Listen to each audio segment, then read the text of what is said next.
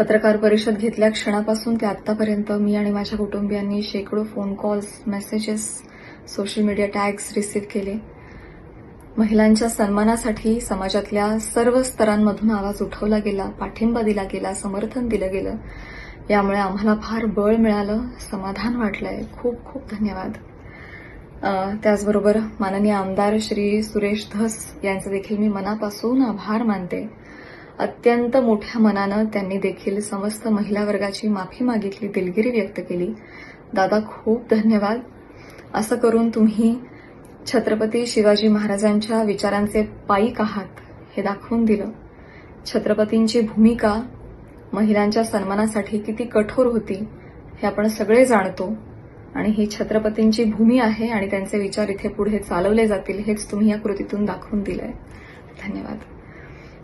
याचबरोबर मी महाराष्ट्राचे मुख्यमंत्री माननीय श्री देवेंद्रजी फडणवीस यांचे देखील मनापासून आभार मानते. त्यांनी आज जातीनं लक्ष घातलं आणि अत्यंत निगुतीनं, संवेदनशीलतेनं हा विषय पुढे नेला, मार्गी लावला. मनापासून धन्यवाद.